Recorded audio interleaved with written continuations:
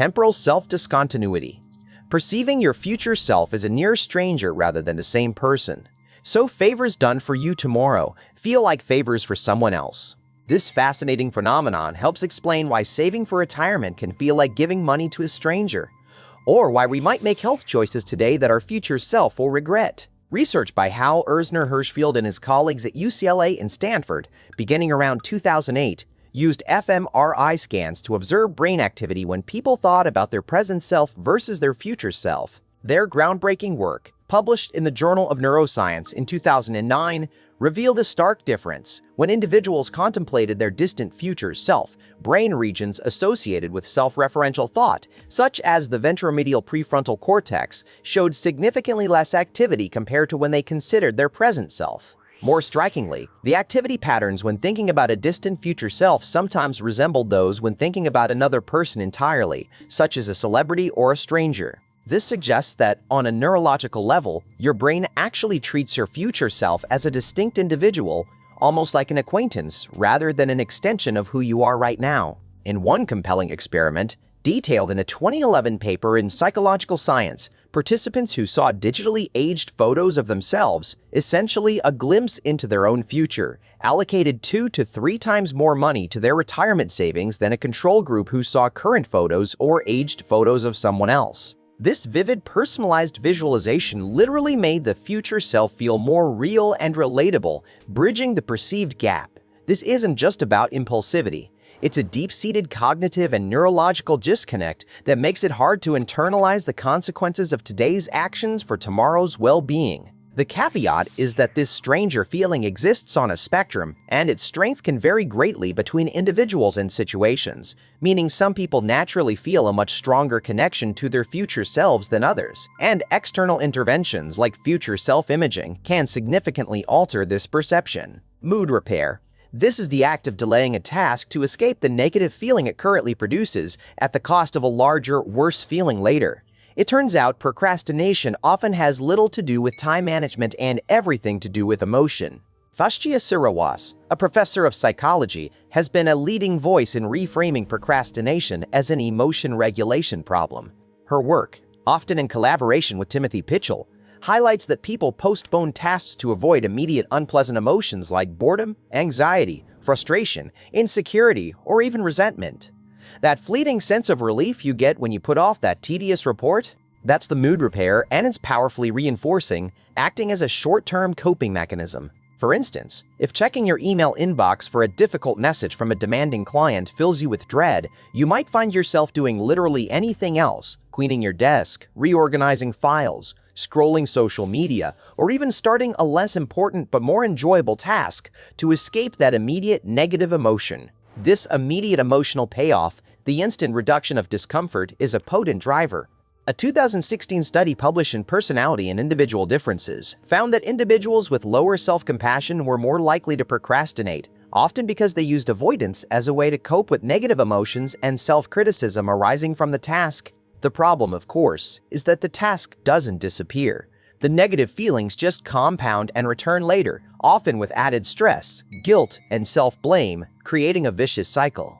What starts as a brief respite from discomfort escalates into a more profound emotional burden. While mood repair is a significant driver, it's important to remember it's one piece of the puzzle, and other cognitive factors like self-efficacy and task characteristics also contribute to why we delay.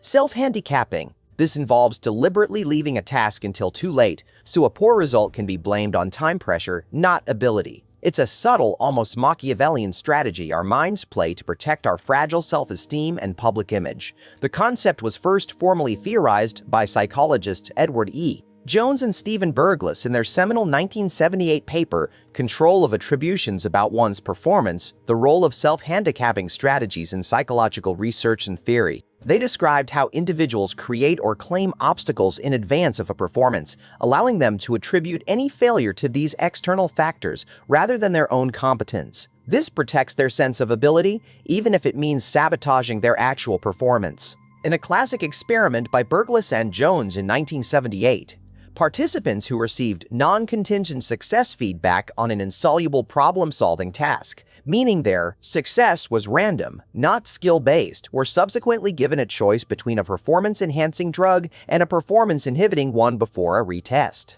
Many chose the inhibiting drug, essentially setting themselves up for an excuse if they failed again, rather than risking the revelation that their initial success was a fluke. Think of a student who stays up all night playing video games before a major exam, or a presenter who claims they barely had time to prepare before a crucial meeting. If they fail, they can comfortably say, "Well, I barely studied," or "I was too busy," rather than confronting the possibility that they weren't smart enough or capable enough. It's a preemptive strike against perceived inadequacy, a way to manage impressions and protect the ego from potentially damaging feedback. The caveat here is that self-handicapping is often an unconscious defense mechanism, not a fully cynical, deliberate choice, making it harder to recognize and address in ourselves and often leading to a cycle of underachievement and regret. Perfectionistic paralysis. This is when all-or-nothing standards make an imperfect first attempt feel worse than not starting at all. It's a cruel irony that the desire for perfection often leads to complete inaction, especially when coupled with a fear of negative evaluation. Researchers like Gordon L. Flett and Paul L. Hewitt have extensively studied the strong correlation between perfectionism, particularly its maladaptive forms, characterized by excessive self-criticism and concerns about making mistakes, and procrastination. This isn't about striving for excellence, it's rooted in a profound fear of failure, criticism, or shame that accompanies any perceived imperfection. The perfectionist believes that if something cannot be done perfectly, it's not worth doing at all, or that a flawed attempt will expose their inadequacies, leading to intense feelings of shame. A 2020 meta-analysis published in Psychological Bulletin, synthesizing findings from dozens of studies, underscored this, showing that maladaptive perfectionism drives procrastination primarily through this underlying fear of failure and concern over mistakes. Consider an aspiring artist who dreams of creating a masterpiece but never puts brush to canvas, paralyzed by the fear that their first strokes won't match their grand vision, or a writer who never publishes a single sentence because it doesn't immediately meet their impossibly high internal standards. The sheer weight of the perfect ideal becomes an insurmountable barrier. It's not the high standards themselves that are the problem. It's the intense, paralyzing fear of falling short and the catastrophic interpretations of any perceived flaw. The critical caveat is that there's also adaptive perfectionism, where high standards are paired with low self-criticism and a focus on growth, which can actually drive achievement and satisfaction rather than hindering it, demonstrating that context and mindset are key. Task aversiveness. This is the simple, measurable finding that how unpleasant a task feels predicts delay better than how important it is. It sounds obvious, but the data is striking, consistently showing that the emotional valence of a task is a primary determinant of when we choose to engage with it. Pierre Steele, a leading procrastination researcher and author of the Procrastination Equation, includes task aversiveness as a core component of his widely recognized theory. Studies consistently demonstrate that tasks perceived as boring, frustrating, difficult, ambiguous, or resented are far more likely to be postponed, often regardless of their objective importance or the looming consequences of delay. For example, consider the annual dread of filing taxes. Most Americans understand the importance of meeting the April 15th deadline and the significant financial penalties for failing to do so. Yet, millions still wait until the last minute, not due to a lack of awareness of the consequences, but because the process itself is so tedious, complex, requires meticulous attention to detail, and can evoke feelings of confusion or anxiety. The sheer unpleasantness of the task often outweighs its perceived importance, leading to delay even for highly organized individuals. Another common instance is making a difficult phone call. The anticipation of potential conflict or an unpleasant conversation can make even a short call feel overwhelmingly aversive, prompting us to defer it indefinitely. The critical caveat is that this aversiveness isn't an inherent, objective quality of the task alone. It's a subjective perception, which means your mood, energy levels, personal values, and even your beliefs about your ability to complete the task can amplify or diminish how aversive it feels on any given day. What one person finds tedious, another might find engaging. Ego depletion. This theory posits that self-control is a limited resource that can be exhausted after a day of earlier decisions, making a demanding task easier to defer than begin. The most famous illustration of this was the radish and cookies experiment, conducted by Roy Baumeister and his colleagues in 1998. In this study, Participants who were forced to resist a plate of warm chocolate chip cookies and instead eat radishes subsequently gave up significantly faster on an unsolvable puzzle compared to those who were allowed to eat cookies. The interpretation was that resisting temptation had depleted their willpower, leaving them with less self-control for the next challenge. This idea of willpower as a finite muscle, which could be strengthened or fatigued, quickly became a cornerstone of self-control research, influencing countless academic papers and popular self-help books for over a decade. Researchers proposed that all acts of self-control, from resisting snacks to making tough decisions to focusing attention, drew from a single, limited reservoir of mental energy. However, here's where the standard telling goes strikingly wrong. The ego depletion theory has faced a significant replication crisis in psychology, becoming one of the most prominent examples of the challenges in reproducing scientific findings. A large-scale, pre-registered replication attempt in 2016, known as the Many Labs 5 project, involving 23 laboratories across the globe and over 2,000 participants, failed to reproduce the original effect. This extensive effort found no statistically significant evidence for ego depletion. While some researchers still argue for specific conditions or nuanced interpretations where ego depletion might exist, or suggest that the effect might be smaller and more fragile than initially believed, the broad, generalizable claims of willpower as a rapidly depletable resource have been substantially revised, and for many, the theory as originally presented has been largely debunked. This ongoing debate highlights the importance of rigorous replication in scientific inquiry. Vague goal paralysis. A task with no defined first physical action stays abstract, and the mind defers anything it can't picture starting. Our brains crave clarity and concrete steps. When a goal is fuzzy, our mind struggles to translate it into actionable steps, leading to a state of frozen inaction where we literally don't know where to begin. The influential goal-setting theory, developed by Edwin Locke and Gary Latham in the late 1960s and refined over decades, has consistently shown across hundreds of studies that specific, challenging goals lead to higher performance than vague intentions like "do your best." They demonstrated that clear objectives focus attention, mobilize effort, and increase persistence by providing a clear target and a path to follow. For instance, telling yourself "I need to get healthy" is a perfectly valid intention, but it offers no clear starting point, no immediate action, and often leads to endless deferral because the brain can't latch onto a concrete first step. Changing it to tomorrow morning at 6:30 a.m., I will put on my running shoes and walk for 20 minutes around the block, provides a concrete, undeniable first action that is easy to visualize and initiate. Similarly, a student might say, "I need to study for my exam," but without specifying, "I will read chapter 3 of my textbook in the library from 2 p.m. to 4 p.m. today." The task remains a nebulous cloud, easily pushed aside by more concrete, immediate distractions. Without a clear what, when, and how, the task remains an abstract concept rather than a tangible commitment. The mind can latch onto this specificity, reducing the cognitive load of figuring out what to do next. The caveat is that for genuinely complex or novel undertakings, an initial learning goal, such as research 3 possible strategies for X problem this afternoon, might be a more effective first step than jumping straight to a performance goal, as it provides the necessary information to then define concrete, actionable steps for the main task. Structured procrastination.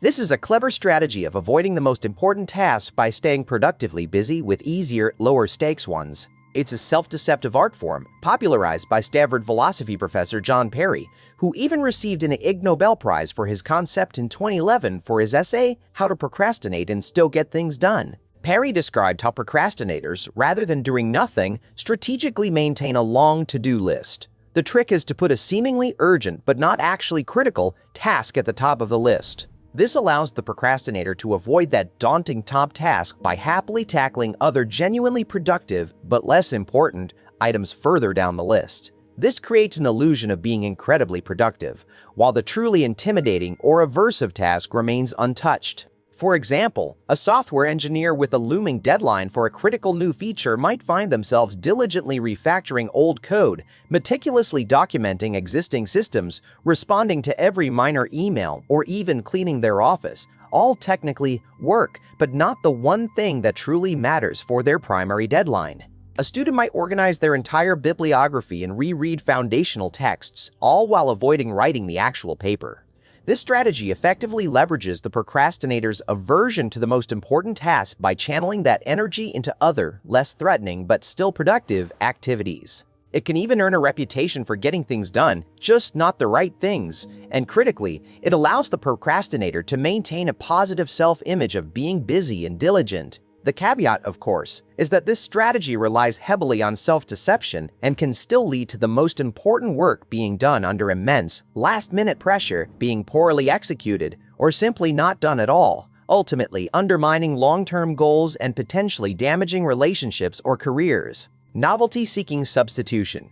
This describes the irresistible urge to choose a more stimulating, lower-effort alternative over a boring, necessary one. Our brains are hardwired for novelty and immediate gratification, thanks to the release of dopamine, our feel-good neurotransmitter, which plays a crucial role in the brain's reward system and motivation. When faced with a dull, cognitively demanding task that offers delayed rewards, the brain naturally gravitates towards anything that promises a quick hit of pleasure, new information, or immediate stimulation. The constant stream of social media feeds, online videos, refreshing news apps, or even the allure of online shopping offers an endless supply of low-effort novelty, making it incredibly difficult to focus on a tedious report, a complex problem, or a routine administrative task. For example, you might be sitting down to reconcile your monthly budget, a task you find mind-numbingly boring and repetitive. Suddenly, the ping of a notification from your phone, the thought of checking a favorite website for updates, or even the urge to browse through new product releases becomes an overwhelming pull.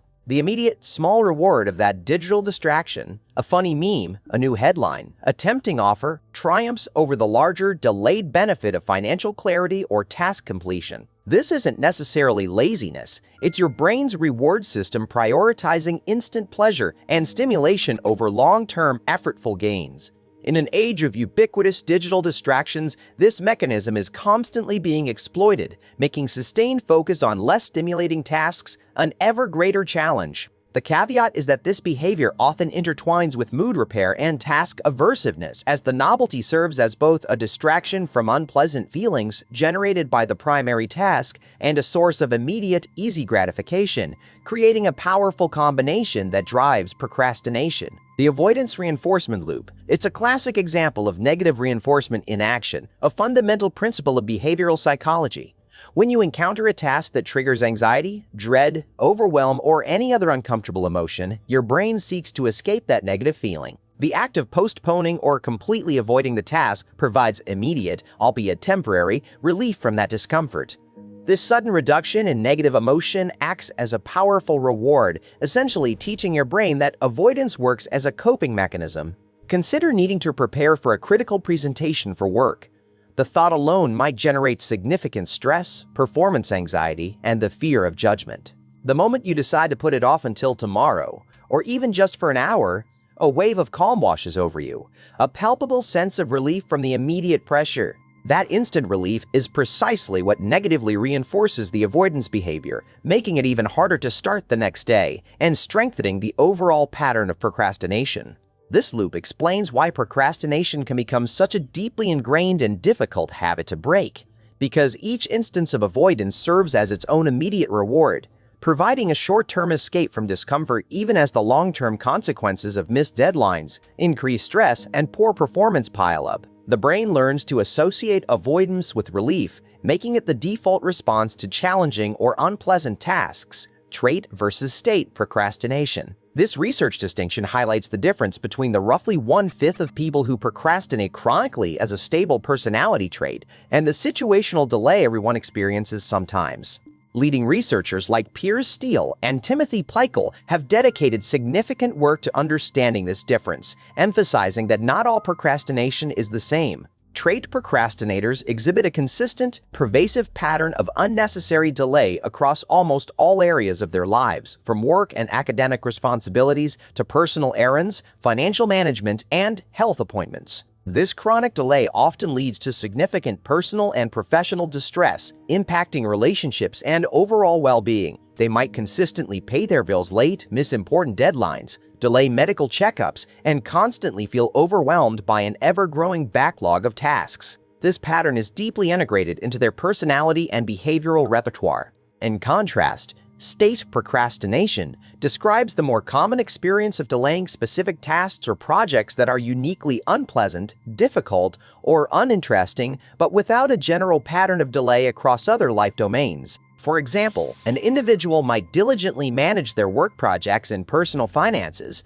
but only put off cleaning their garage for months, finding that specific core uniquely dreadful. They are generally organized but have specific hot spots of avoidance. The distinction is crucial for intervention. Trait procrastinators often require broader, more systemic changes to their habits and mindset, while state procrastinators might benefit from targeted strategies for specific aversive tasks. The crucial caveat is that while the distinction is helpful for understanding underlying mechanisms, situational procrastination, if left unchecked and repeatedly reinforced, can gradually develop into more chronic patterns, and even trait procrastinators can learn and implement strategies to manage their tendencies and reduce the negative impact on their lives. Implementation intentions. This is widely considered the most replicated and effective fix for procrastination, developed by psychologist Peter Golitzer in 1999. Rather than simply setting a vague goal like, "I intend to start my project," an implementation intention is a specific, predetermined if-then plan. If situation X occurs, then I will perform behavior Y. This method works by linking a concrete situational cue, a specific time, place, or event, to a desired action, effectively transforming a conscious intention into an automatic trigger. It preloads the decision-making process. For instance, instead of the abstract, "I'll get around to writing that presentation," it becomes, if it is 8:30 a.m. on Tuesday, then I will open the presentation software and create the title slide in my home office. Or, for a difficult email, if I open my email inbox and see the message from client X, then I will immediately draft a response for 15 minutes. Studies have consistently shown that people who form these detailed if-then plans are 2 to 3 times more likely to follow through on their goals compared to those who only set general intentions. A meta-analysis of 94 studies published in 2006 confirmed the robust effectiveness of implementation intentions across various domains. The power lies in automating the decision of when and how to act, bypassing the moment-to-moment battles with willpower, distraction, and emotional avoidance. By pre-committing to a specific action in response to a specific cue, individuals reduce the cognitive effort required to initiate the task, making it more likely that the intention will translate into actual behavior. The primary caveat is that while incredibly effective for action initiation, implementation intentions are most potent for clearly defined tasks and may not completely override deep-seated emotional avoidance if the task remains overwhelmingly aversive or fear-inducing, requiring additional strategies to address the underlying emotional barriers. Subscribe to Impulse, and the next video is waiting for you on screen right now.